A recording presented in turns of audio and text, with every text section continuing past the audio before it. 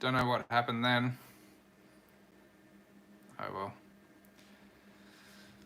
And somehow I've managed to rotate the screen the wrong way. That's okay. We'll roll with it. Must have been a gremlin in the wire. See how we go. Gillans. Wait for everyone to jump back on. Hello, don't know what went wrong there. Sorry, guys. Wait for a few more people to jump back on. I don't know what it went wrong then. My internet was saying that it was all good, but I think my phone just had a moment, to be honest. Don't punch your laptop, not worth it. Don't have to buy a new one of those. I'm having enough laptop issues lately anyway myself.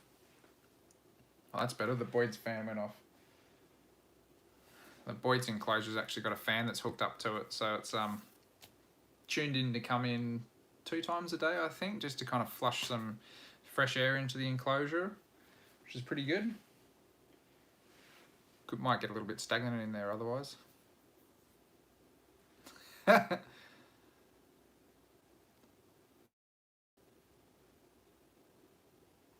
Atlas could do with being up in the roof for the night.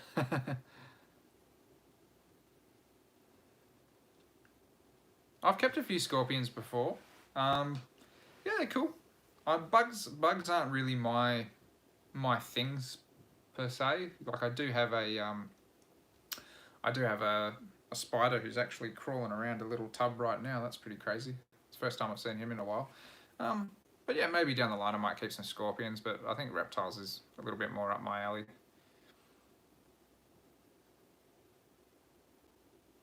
Thanks, Darren.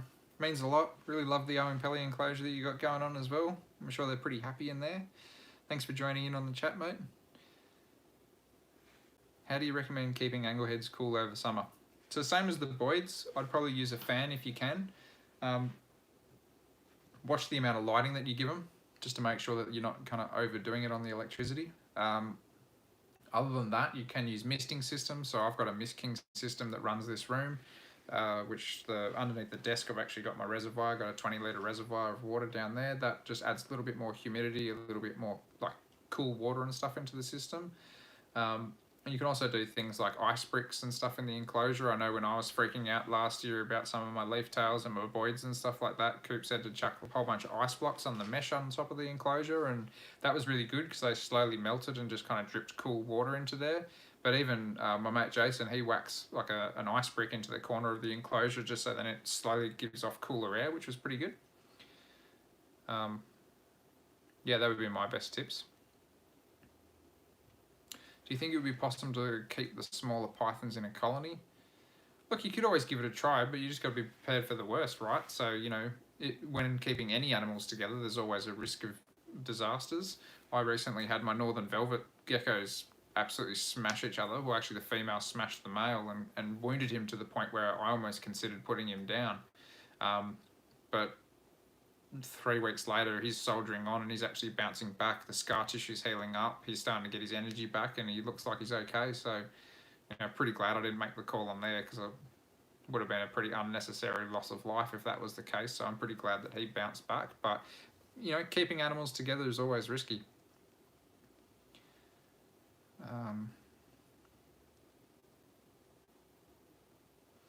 Hey, Kate. Thanks for the congratulations. What temperature have I got on my golden tail? I couldn't tell you what it is right now. I don't think. Well, to be fair, all the lights aren't on either. And my thermometer gun that I've got here is in the other room. I'd probably average sort of like mid to high 20s, to be honest.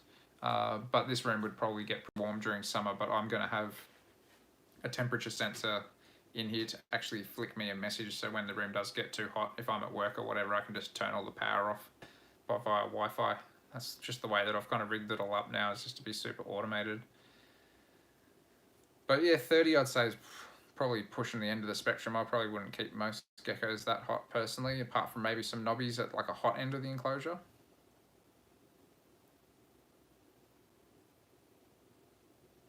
Yeah, Darcy, moving all my animals has been a absolute mission. I'm not going to lie whatsoever. It's done my head in, and I'll never do it again the way that it's gone. I'd probably, yeah, I'd probably get removalists next time. But during the pandemic, it's been an absolute mission, so I haven't been able to do that. The hopping mice are in a 90 by 60 by 60 centimetre enclosure. Harley says, I keep a trio of brown tree snakes together, no issue so far. That's awesome. That is awesome. I've had a couple of friends who've done pairs of brown tree snakes, and they've both had to pull one tree snake out of the other, which hasn't been good. So just keep an eye on them, but that's good that it's working so far. Thank you for the well wishes from Germany. Good to see another monitor lizard lover here. John says, I was looking at some of your videos of the arid bioactive enclosures. What plants are the hardiest? So far I've found that common everlasting's been the best one. I have done a few others. Like I did a, let's go and have a look. Let's go and have a look. That's the beauty of being on a gimbal. Whoop. Wrong button. So this is the little golden tail gecko enclosure, and this was doing really well for a long period of time, except for the grevillea in the back corner. But the crowea and the saltbush the saltbush in particular was doing phenomenally, and then all of a sudden it just carked it. Like it was like 2 days, don't know what went wrong. It just keeled over and died, and that's going from like lush to that. The crowea has just kind of been like clinging to life for a long time now, and the grevillea as well. The grevillea is gone. So that's one thing during this move is I haven't been able to pay enough attention to a lot of my stuff as plants wise. Hey, look, there you go. Hopefully the guy that was looking for a gill and I was still in the chat. One's decided to come out for a little peeky doodah. I can see another butt just in there as well. But yeah, I've lost a couple of plants. So even this Hardenbergia, which was doing really solid in this enclosure, that just up and left it. But as far as arid plants go, this one's been the one that I've loved the most just because it's actually worked the most. But it is something that I'm going to be mucking around with a lot more in the future once I've kind of completely settled in and got some more enclosures kind of teed up. Like I want to redo the plants in the black-headed monitor enclosure. That'll be really good to do that because they obviously didn't last very long, that grevillea. I don't know if that's a heat thing or just whatever went wrong there, but that's going to be something that's going to go and going to be tested out. So far in this brown tree snake enclosure, I've got a Banksia that's doing pretty good. So that's been a little bit, you know, just trial and error. But yeah, there's a lot of stuff though I want to redo while kind of like settling in again. Let me just sit down and have a look through these comments.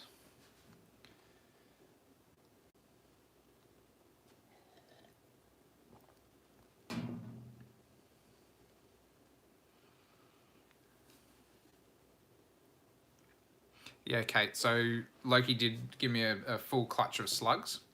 Obviously, there's no male in with her. So there's a chance though with those guys. They're pretty renowned for having parthenogenesis in their eggs. So if I see a clutch from her again, now that I definitely know she's a female, then I'm going to tinker around and see if I can get a partho baby up. That'd be pretty cool.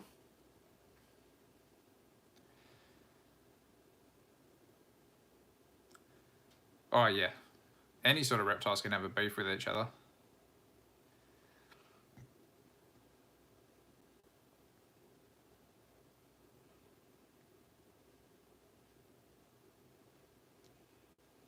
Hello from the Netherlands. How many golden tails do you have in there and what size is it? I want to get some of them.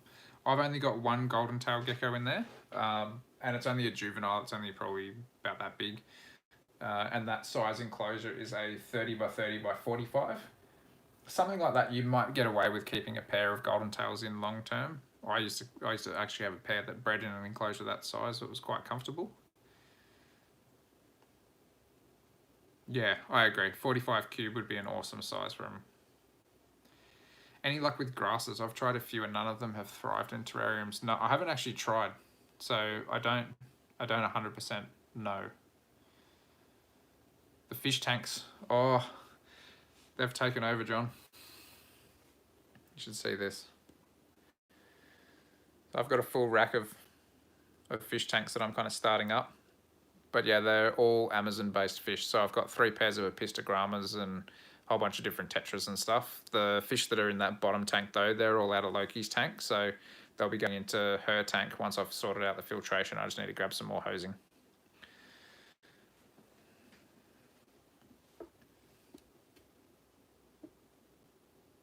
Yeah, I hear you. That's how I got back into fish tanks, is watching damn videos. What do we got back up here? I think it was on Serpa Design, but he planted his plants in pots with the material that would be used in the enclosure for weeks before they go into the enclosure to see what works. Yeah, it's a great idea. The only thing you'd have to make sure is it's the same sort of humidity, same lighting, same watering schedule, all the rest of it as well. Just make it equal. I want to redo my diamond enclosure already. Want to implement a fire road into the design with a heat mat underneath the fire road sort of section. That would be cool. That's a really good idea.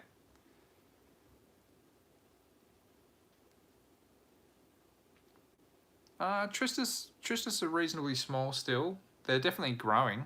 And they're not going to be in there for forever. So I'm kind of thinking maybe mid next year they're going to be in a bigger enclosure by then. Maybe before then, just depends on how much they power on over summer. But no, they're doing good. They're growing well. Some of the Gillini that I've actually got here are on loan. So once they're... Because I'm planning to put like a... Let me just see if I can scoot you around. Whoop. Jesus Christ. You can tell I've practiced with this thing, hey? Those 2 enclosures there are going to be replaced by a 90 by 60 by 45 Exoterra. And I've got a couple of Gillini that'll go into that for this season, just for breeding purposes. And then once they go back to their owner, whether or not we get eggs or whatever like that, then the Tristis will probably go into there. But I want to do a background on it first. So if I can smash a background out, I will. It just depends on timing.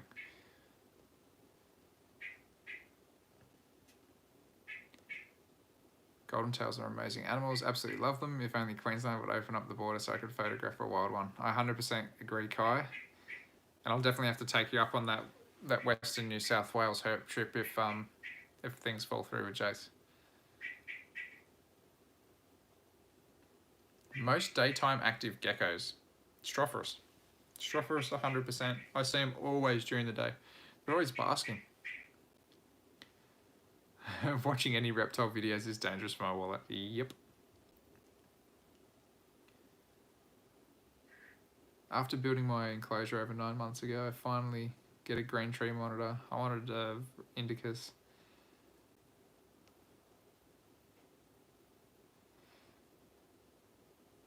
Yeah.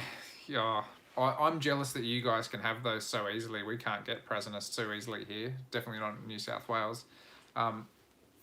I like watching Dayan's videos of Basil and Sabzi and stuff like that. I really enjoy those videos. So he does really good work with those. Look, Varanus indicus or Chlorostigma, depending on which one you're actually talking about there, they are awesome animals, but yeah, they do need a hell of a lot of space, and long term, I do want to give something bigger to Loki than what she's in. Like, I'd love to give her pretty much double the space of what she's got there, but what she's in is pretty good. You know, she gets to be able to do most of the exercise she wants to do, and something that I plan to try to do with her once I'm settled in here is start trying to get her out of the enclosure a little bit more, even if it's just for food, and trying to encourage her to, you know, get in and out of the enclosure and see how we go from there. But yeah, we'll have to see what happens there. Are the hopping mice out and about? Yeah, they've been going mental. I'll spin it around again, just so then we can go and have a look at them, because everyone seemed to love the mice. Excuse me. It's been a long day. Okay.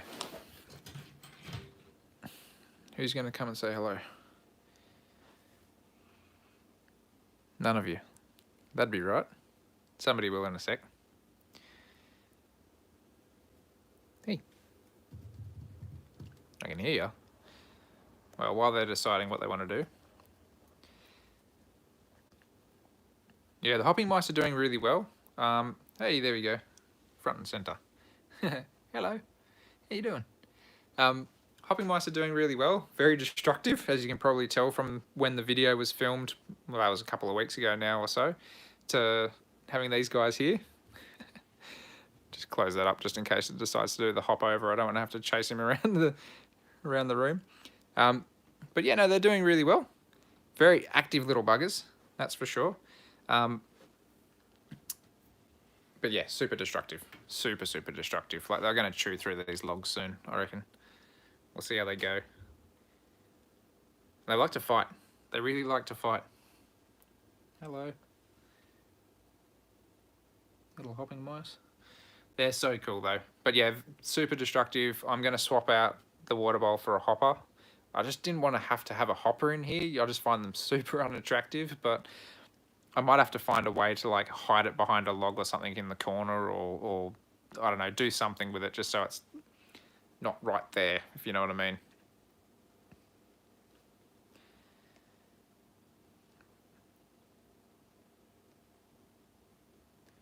Joe Ball has some of those, doesn't he? Yeah, he does, but I think he's in Queensland, so they're allowed them up there on their license, believe it or not. Same as the white-lip pythons and the Oenpelli pythons and all sorts of stuff. Hello. Don't bite me. I'm trying to kind of build a little bit of trust with these guys too, just to make them a bit more interactive.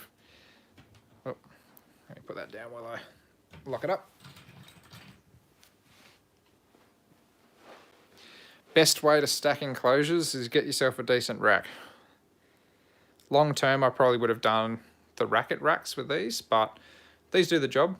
One thing I learnt when putting them in this room is because I've got carpet.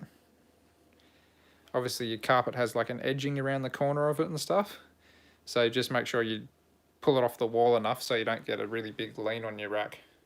But that's something I am going to do, is I've got sheets of core flute there, so I can actually trim the core flute to size and run them in above where the lights are, just so then you don't get that kind of glare back, because you see like the glare from that. There'll be glare from the other side of the room and stuff like that when I'm filming, and that really annoys the hell out of me. So we'll be changing that up at some stage. Hey, we got 30 people back on. Make sure to say good day, guys. I want to see who's out there and say good day back individually to all of you. Let me have a look through here. Have any escaped yet of the hopping mice? No, luckily. I don't want to have that day happen, but at least I don't think I could get too lost in here, but I just don't want to have to deal with a really scared mouse. You know, that's never a fun thing, and I've been bitten by domestic rats before, and that sucks. Though those are quite tiny, but it will still hurt like hell. How are the diamonds? The diamonds are great. I need to start feeding them. Part of today's task was actually getting the rodent freezer up here, so I've got that now in my laundry and got the rodents and stuff in there, so I can start feeding my snakes again. And then occasionally, depending on how soon I get my snake rack built and up here, I might just need to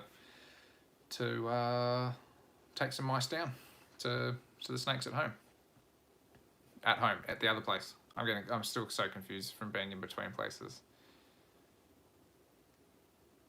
What's a hopper? Oh, so when I say a hopper, I meant like a you know those water bottles that you have for most rodents or rabbits or something like that, and they kind of like invert with like a metal drinking tube, and they kind of just lick the ball on the end, and then the water comes out at little intervals. That's what I want to do for those, just so then they're not flicking dirt constantly in the water.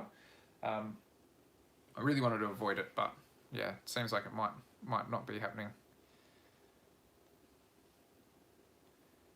When I saw your video of how much effort you put into their enclosure, I knew it would be only 24 hours until I wrecked it. Yeah, you're 100% right.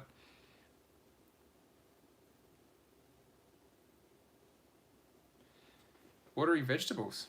Yeah, I might have to try that out and see how they go. I just thought, you know, they honestly, they drink out of the water bowl all the time, so that's why I kind of wanted to give them that. But it might be something that I do, just a bit more vegetable feeds when I'm here regularly, and then that way that can be their moisture, because, you know, as you probably know, their kidneys are super efficient, so they probably don't need all that water, and maybe I just put a water bowl in a couple of times a week or 3 times a week or something like that to give them some water. Sheoak Skink's doing really well, John. He's actually just started coming out of rumination. I've seen him a few days now in a row and fed him a few crickets and things, but yeah, I'm chomping at the bit to just be here full time and be able to, you know, make heaps of videos of feeding these guys and just hanging out with them and seeing what they're all up to. But no, it's only a matter of time. And what I'm planning to do is, if you see those 2 tall enclosures above the voids, I'm planning to put them up a couple of pegs. So they'll end up being a bit taller in the room here. But if I put them up a little bit, I'm going to put the sheoak underneath them, as well as another little enclosure for some animals that I should hopefully have coming. Whoop. What do we got here? Hey Caden, thanks for saying hi and thanks for joining in. G'day Spider JC. Oh, thanks mate, I really appreciate the sub. Hey from Sweden, how you going mate? You'll have to excuse me, but I don't think I can pronounce that name, I'm sorry. Nobody can pronounce my last name either, so don't feel too bad. Have the snake's behaviour changed when you added the mice to your collection? Well, no, not that I've seen. There's only 2 snakes in this room, so they're pretty small snakes too, but all the other big snakes, they're not going to come into this room at all for that reason. I just heard one of them thumping their legs away. Have I got any more keepers lined up for the podcast? We've got a lot of people that we want to get onto the podcast that we've been speaking to, and they've all said that they want to come onto the podcast, which is really good. I don't really want to give away people before they come on. That's the hard part. But yeah, we want to get more keepers lined up for it, because I know at the moment we've been pumping out heaps like the zoo guys and that, because they're really easy to get onto the podcast because they're just keen to chat, and a lot of them do keep a lot of reptiles at home too, which is always handy. But we want to get some actual just like keepers on as well that don't have necessarily like a scientific background or anything like that as well. But we also want to get other people from different fields and stuff on there. Like we want to get like a frog specialist on there to talk about some of the problems that are going on with frogs at the moment here in New South Wales and Queensland and like the East Coast. We want to get yeah, I can't really say too much, but yeah, no, we've got a whole bunch of stuff lined up. We've got a whole bunch of people that said that they're going to be keen to come on. So yeah, we'll just keep rolling with it the way that we're doing it. It seems to be working so far.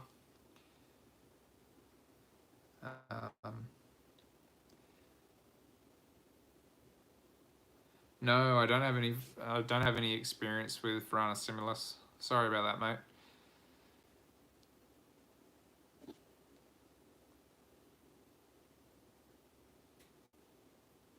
Yeah, that's a great idea, JP. That's what I'm starting to learn as well. As I'm just kind of putting in just a tiny bit, just so then when they bury it, it doesn't get all moist. Because at the moment, a couple of days ago, it did get a bit moist in one of the corners in there. So that's, you know, I'm kind of waiting for it to almost dry out now and get out of there, because I don't want the excess humidity in there, of course, either.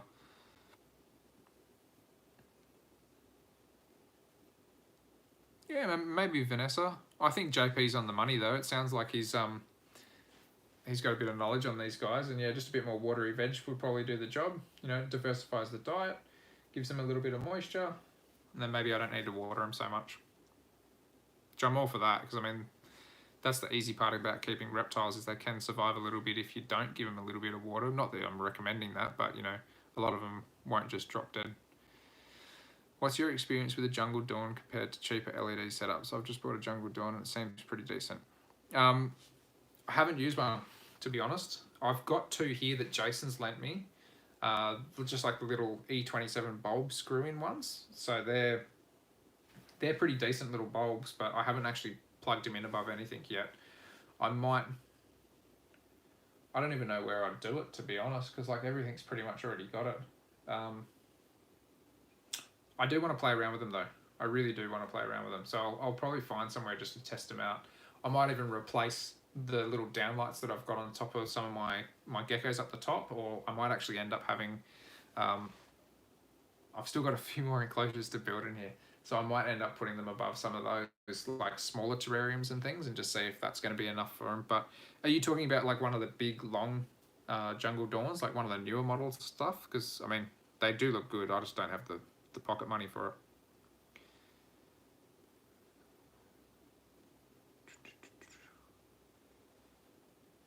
What is the best reptile shop in New South Wales? I don't know. I haven't been to MacArthur Pets, so I can't speak for MacArthur Pets. I haven't been to Extreme Pets or whatever it's called out that way. I've been to Kellyville. Kellyville are always really good with everything. I have to give them credit where credit's due. They've always got a lot of stock and stuff there, which is really good.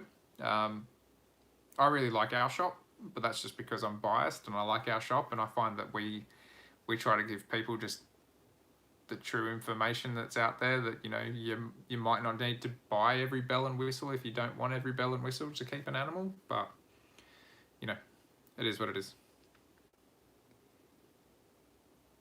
Thank you, MX Scrubs. I definitely think it's underrated too, but I might be biased on that as well. I'd love more species-focused episodes for the podcast, like the leaf-tail one. Yeah, we're definitely going to do a lot more of that sort of stuff. And we want to get more keepers on that are, species-focused as well, like what we did with the turtle guys, with my mates, Andrew and Terrence, and like Rob and stuff like that, when he just talked about varanids. And we did with Matt too, when he was talking about elapids. That was another good one, or venomous snakes in general.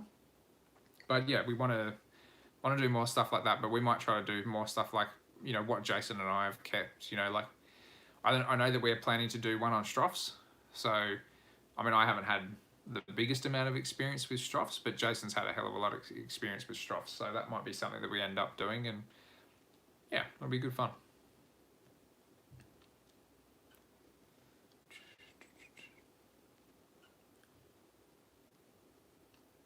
Yeah.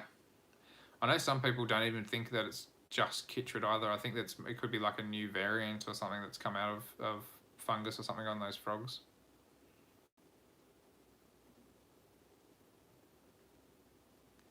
How are the Aberrans going with the bioactive setup? I've been thinking about trying it out with my pair. Yeah, Alex, they're going really well. It looks like you might only be new into the chat here, so I'll quickly give you a little look-see at them.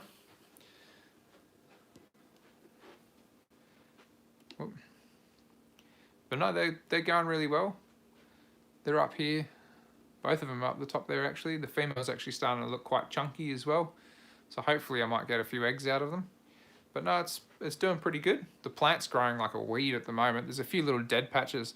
I find that I have to get in there and just trim the dead stuff off, and then it tends to just, bloom out all the new stuff. So it's definitely taking over. Like, it's all hitting the roof and stuff now and draping down the front here. And yeah, no, it seems to be doing pretty good.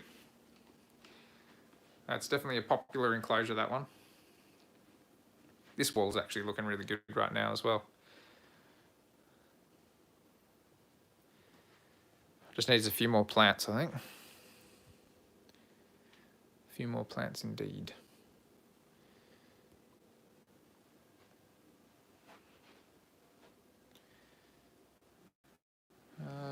I bought an LED jungle dawn bar, 90 centimeters long for 175, so I thought it would definitely be worth a test. I'll have to run it on some different tests on some pothos. Yeah, I mean, pothos and umbrella plants, they'll grow in just about anything, in my opinion. So you might want to, I mean, it's good for kind of like a, what do they call it?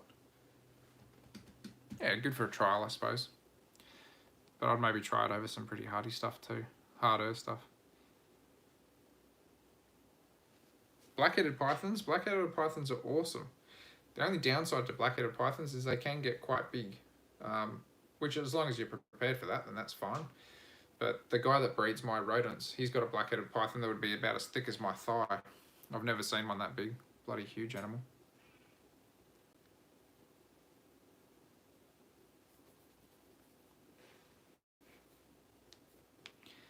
Yeah, Stroph's episode, that'll be good. I'm really keen to do that. I'd love to get my hands on Spinageris personally. My diamond pythons. Oh, nah, no luck. Don't know what's going to happen there.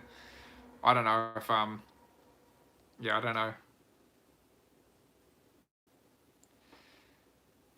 Rick's a great guy, Kate, but he's very, very private, and he just doesn't like to put himself out there more than what he needs to, which is fine, and I completely understand that.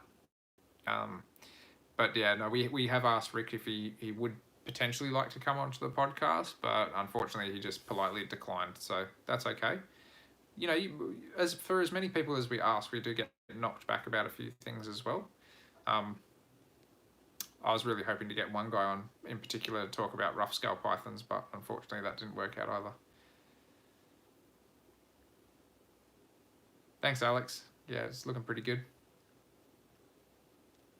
Have you kept Gillini in larger groups? I've got one male and 3 females, thinking about keeping them together, and got a fairly big tank I can use 200 by 70 by 70. That's a good sized box. There's definitely no reason why you couldn't keep them in that. The only thing I'd be worried about is female aggression, just because sometimes they get a bit cagey over nesting spots. But if it's that big, you might be right. You might just have to put like multiple basking spots in throughout that, just to kind of keep them a bit more separated. I want to do a big colony situation with Gil and I one day. I'm kind of dreaming of something that's, maybe up to, well, ceiling height. This is probably about a 3 meter ceiling in here. So something about ceiling height, probably about 2 meters by 2 meters. I'd love to do like essentially like a full mulga tree and something, which would be cool. The most I've kept together, I mean, I raise juveniles in big groups, and I've got 3 in a tank behind me here, but generally I just keep them off in pairs just so I can kind of keep a better eye on them. But yeah, I'm definitely down for doing something bigger. I know Rob did a group, I want to say he did 6 or 7 in a group, and he did that in like a meter cubed enclosure, and he did pretty well with them actually. But I'd love to do something like that.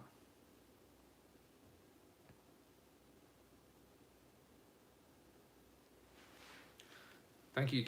Thanks, Kieran. Bo, no, I don't plan on keeping any elapids, unfortunately. If I did, it would probably just be something like Death Adders. But in all honesty, I just don't think I'm at that level yet, and I'm happy to admit that. I can 100% appreciate them. I love to see them in the wild. I love to enjoy them as an animal, but having to deal with them on a day-to-day basis, not quite my thing yet. I think if I did, yeah, it would just be stuff like Death Adders. I think I can handle that a little bit more easily.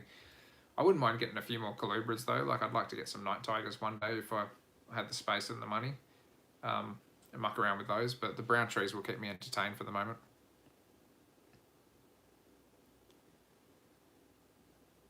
Do I know of any reptile shops that freight pythons? I can't say that I do. I think a lot of the shops actually need to have, well, at least in New South Wales, I believe the laws are you've got to be there to buy the animal in person with your reptile license. So I think that's kind of part of the dealio.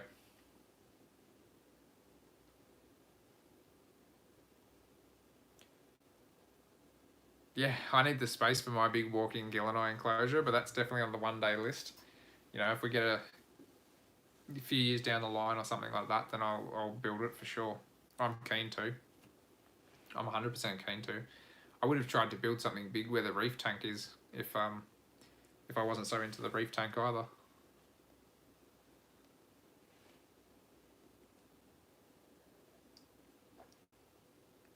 Yeah, Christie's video on that's insane. I just love the concept of it too, how the light's actually in the back of it, so that kind of pushes the snakes to the front of the glass essentially, because that's the darker area for them to go in. I don't watch Chandler a hell of a lot. Nothing against the guy, but yeah, I just don't watch him a hell of a lot. I think when I start watching the American guys, I tend to watch Camp Cannon. Tend to watch Troy Goldberg with his Dart Frog room. That always blows my mind away. I think it's just like the amount of plants and his detail that he does with all that sort of stuff's awesome. But no, I haven't watched Chandler a hell of a lot.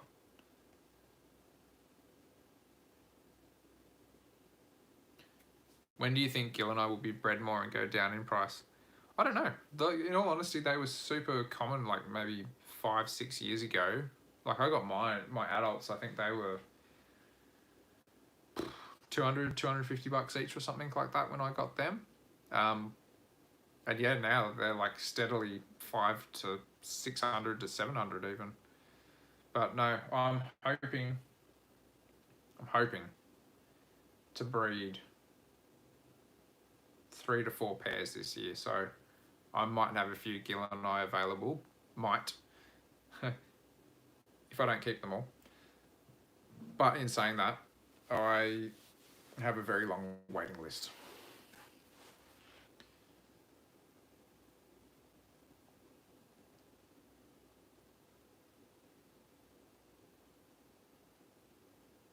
Do I know of any reptile expos in New South Wales? There was supposed to be one in Illawarra next month, but I think they got canned because of COVID. Yeah, Kieran, was unreal to meet him, hey? He's such a legend. I felt very privileged to be able to have a chat to him for about 15 minutes. It was pretty unreal. Oh, Dairy Cat, that is like my go-to. If I'm bored and I just want to rewatch something, that's what I go and watch again. It's just awesome stuff. Oh, Dart Frogs would be insane. I think if we were able to keep, like if they went, well, here you go. If that was like one thing or one group of animals that I could keep, Dart Frogs would be pretty much right up my alley. I mean, I love anything from the Amazon. That's why I've got all these fish. And to be able to do all those plants, like all those bromeliads and stuff like that, that would be unreal. That's what I'm pretty much doing with these fish. I just want to turn it into a big planted fish tank section sort of thing. But yeah, it's pretty cool. I've already bred some of the Apistogrammas. I've got about 50 fry in there at the moment, so hopefully get a few more of those out with some of the other pairs.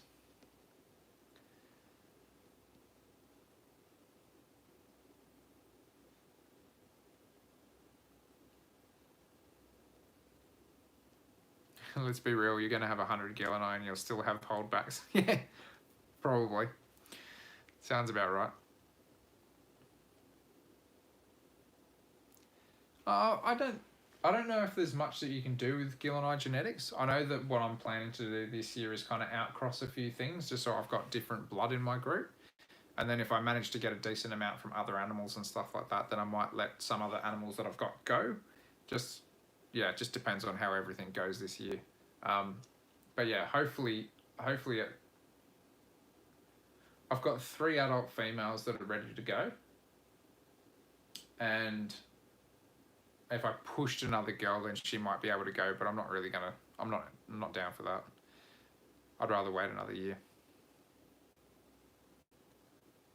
But I'd be keen to play with pattern. I'd like to see more of those, the red barring across the back of Gilleneye. That's what really screams to me. And some animals have it better than others, and that's what I'd like to try to refine, because you see it on a lot of the wild ones in the photographs, and I want to try to get that back into the captive stuff. I reckon that if I was going to muck around with Gilleneye genetics, that would be it.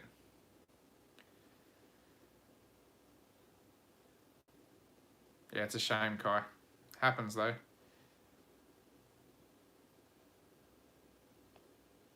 Outside of beardies, blue tongues, and Antaresia, do you have any suggestions of smaller reptiles that tolerate handling?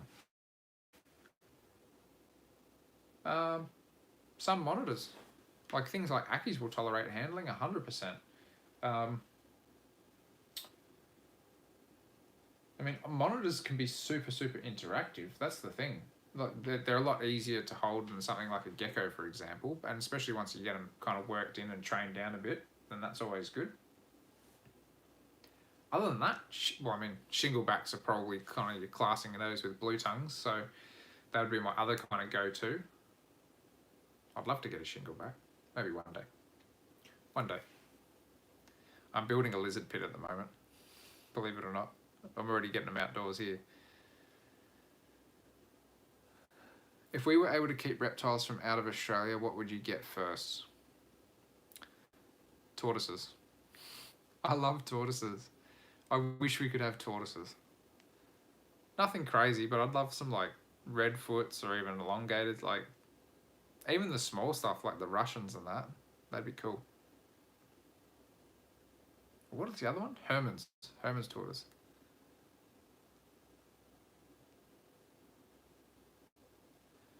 What's your next herp aspiration outside of New South Wales when things hopefully open up? I'd love to go to the Pilbara. I'd love to go to the Pilbara as well.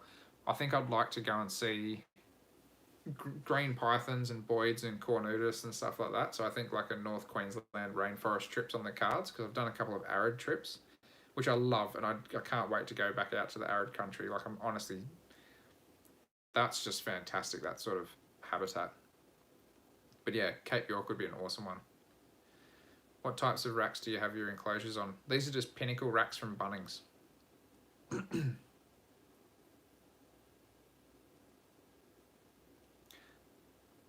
Yeah, I've got depressor on the list, Kieran. They depressor? I always get confused by them, but the little grey ones. The ones that live exactly the same as Gil and I, that's what I'm after. I know how to keep animals like that.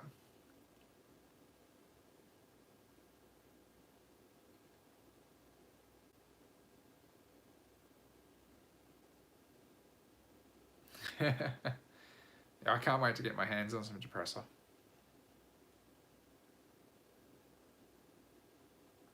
What's my favourite python species? I really enjoy my roughies. I really enjoy my roughies. That would probably be my most favourite that I have.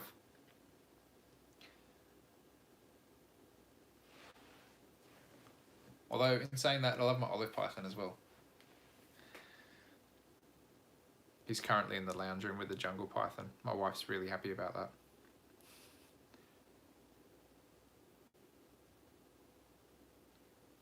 Yeah, depressor. I thought it was depressor. I haven't heard of anybody breeding water pythons for years, Darren. That's why when I saw the ones that I got off... Oh, man, what was his name? Andy Larder. I got my water pythons off Andy Larder, but I think he's completely out of the hobby now. But yeah, he's came up, and I don't freight animals at all. I try to buy local, just because I like to see the animals before I got them. But I actually, yeah, I ran the gambit and bought them off him, and they turned up great. No, I don't know about my greed tree python. She's starting to lie a little bit uncomfortably, and she's just sheds. But in saying that, I'm not holding high hopes, just because I kind of moved everything, which sucks. What are your thoughts on kids owning reptiles? Yes, I'm only 16, but I've done hours of research and I'm very into the hobby, but I see a lot of younger children with poorly kept reptiles. I think, like, that's a tricky one to answer, but I think as long as the drive's there and that the everything is there, then there's no reason why they can't do that. But in saying that, I think parents have a degree of responsibility to any child's pet as well, to make sure that the child's actually doing the right thing by them. So, but in saying that, it's all education, right? If the parent doesn't know how to look after it, then how do they understand that the child's doing the right thing? So, whenever we sell reptiles at the shop, I always try to get the parent and the kid and, whoever else is in the family all together to explain the husbandry and stuff like that, to be able to make sure that they completely understand it and, really get it across the board. And worst case, at least having a shop to come back to, that's a bit of a fallback for them.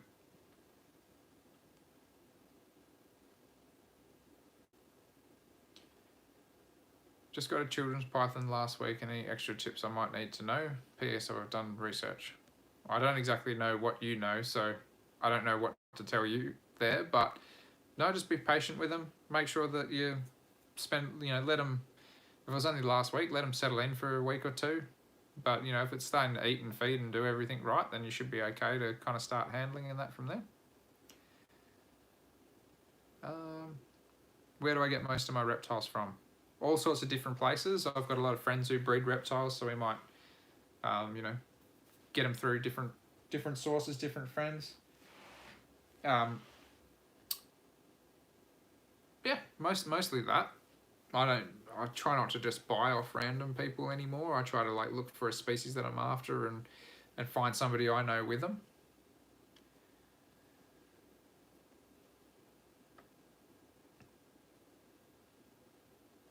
Would you keep box pattern geckos? I don't see them in the hobby much, but I do on mine. So tiny and fun to watch. Yeah, 100%. They're awesome little geckos. I've actually got the little beaded gecko, or a beaded gecko here that I really enjoy. I've actually got to feed her tonight. Hey Ryan, how you doing, mate? Nice to see you in the chat. So I've been going for a fair while now. I think I've been doing an hour and 15 minutes, so a bit late to this party, unfortunately, mate. Might have to see one of the Patreon chats instead, won't you? Box pattern geckos are so cool. They're on my list. Recently obtained helmeted geckos. They're super fun to watch. Yeah, helmeted are another one that I really want to get to.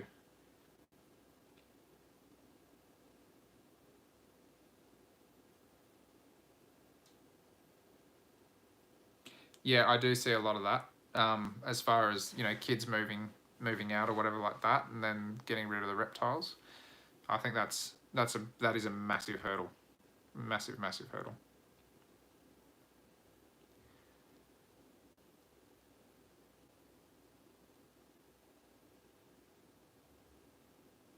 Oh yeah, I wouldn't. It wouldn't take me much to ask Rick to do that. But yeah, I've got a couple of geckos that will be coming from Rick shortly.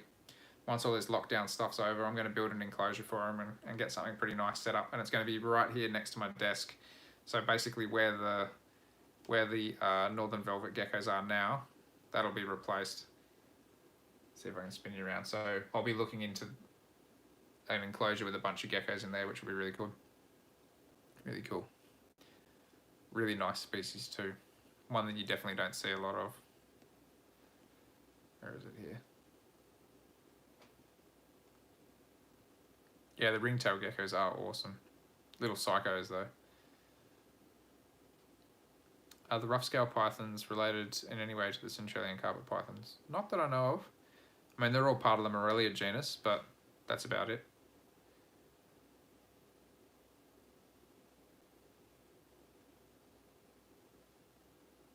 Yeah, the more sandies in general are pretty popular.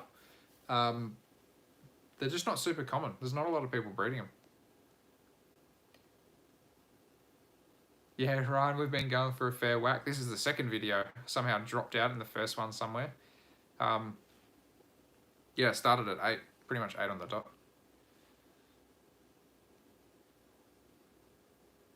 How are your Fimbria doing with the last enclosure you got them? They're loving it. I actually just gave it a bit of a clean earlier today, but the enclosure's doing super well. I love coming in here and seeing them running around all those rock faces and stuff at night. That's awesome. But no, they're growing like little weeds. It's just a shame they've got to lose those baby colours.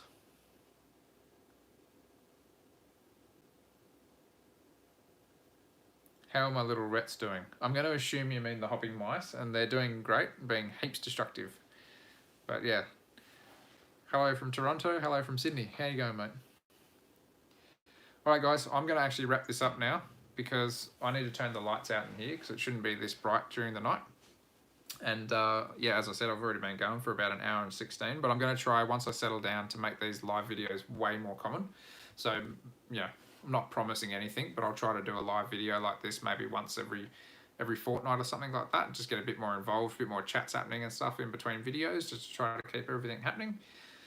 Thank you guys for joining on. I've never had this many people join on, and thank you so much for all subscribing. I really, really appreciate that. Yeah, can't believe to hit 3K, so let's see how long it takes me to get to 4K. That'll be really, really cool. But yeah, I think I've already got 3 or 4 videos already made and lined up and in the pipeline, so there'll be a bunch of more stuff coming. A couple of little more moving videos as well. There's going to be a bit of a moving Loki video, which was a bit of a mission, so that'll be coming out, as well as a couple more builds. Got a lizard pit that's being built, a whole bunch of stuff happening, and then yeah, once I'm settled down here, we'll get back into some enclosure building and sprucing up enclosures with plants and stuff. So yeah, absolutely can't wait for it to all go absolutely mental. So thanks guys for joining in, and yeah, really can't wait to see everybody again on the next live video. I don't even know how to quit this thing. All right guys, take it easy.